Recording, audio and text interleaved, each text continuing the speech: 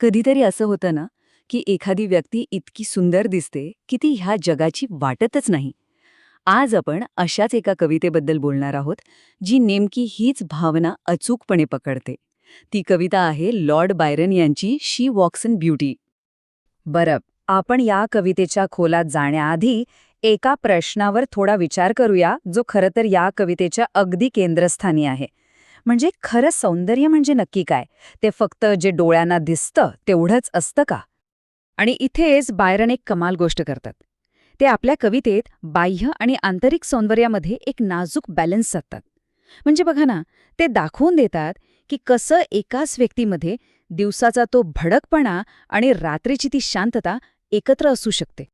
तर मग ह्या प्रश्नावर बायरन यांचं उत्तर काय आहे? अहो, त्यांची ही कविताच एक जबरदस्त उत्तर आहे.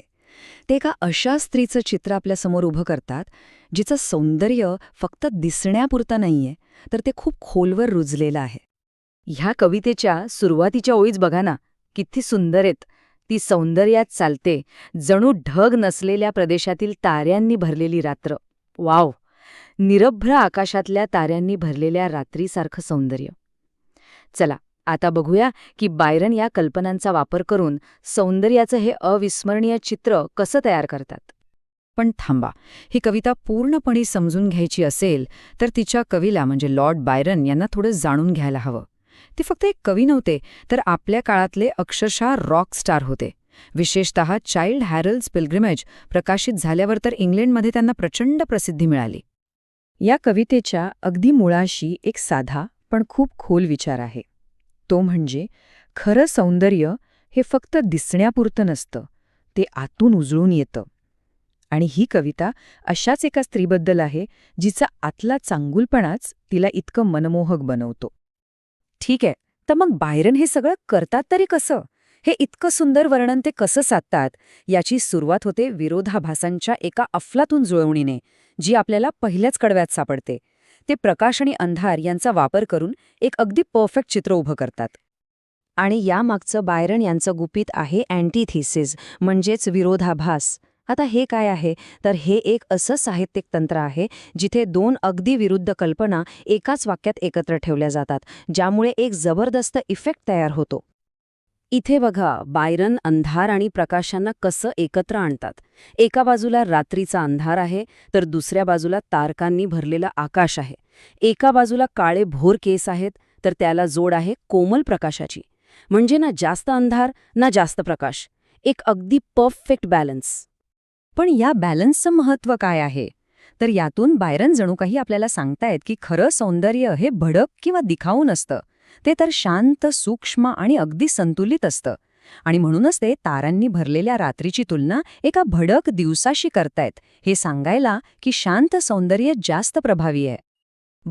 पण गोष्ट इथेच संपत नाही.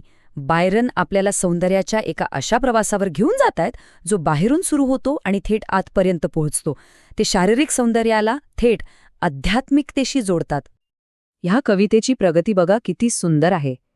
सुरुवात होते तिच्या बाह्यरूपापासनं, म्हणजे तिच्या काळ्याभोर केसांपासनं. मग वर्णन तिच्या चेहऱ्यावरच्या तेजाकडे जातं. तिथून पुढे तिच्या शांत गोड विचारांपर्यंत. आणि शेवटी प्रवास संपतो तो तिच्या शांत मनावर आणि निष्पाप प्रेम असलेल्या हृदयावर. आणि मला वाटतं इथेच या कवितेची खरी ताकद आहे. तिचं जे बाह्य सौंदर्य आहे तो काही फक्त मुखवटा नाहीये. उलट ते तिच्या आतल्या चांगुलपणाचं प्रतिबिंब आहे.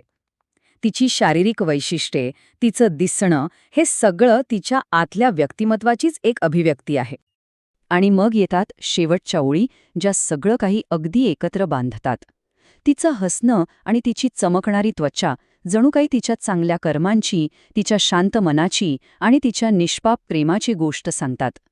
म्हणजे बघा, तिचं शारीरिक सौंदर्य तिच्या आतल्या शुद्धतेपासून वेगळं करताच येत नाही. तर मग बायरनच्या या अप्रतिम कलाकृतीतून आपल्याला काय मिळतं? यात एक असा विचार दडलाय जो इतक्या वर्षानंतरही आजही तितकाच महत्त्वाचा वाटतो. सोप्या शब्दांत सांगायचं झालं तर या कवितेचा संदेश हाच आहे की खरं मनमोहक सौंदर्य म्हणजे शरीर आणि मन यांचं एक अतूट अविभाज्य संतुलन. एक दुसऱ्याशिवाय अपूर्णच आहे. आता शेवटी एक प्रश्न उरतो. एक म्हण आहे की सौंदर्य हे फक्त वरवरचं असतं. पण बायरनची ही कविता समजून घेतल्यावर या मताशी खरंच सहमत होता येईल का? विचार करण्यासारखी गोष्ट आहे, नाही का?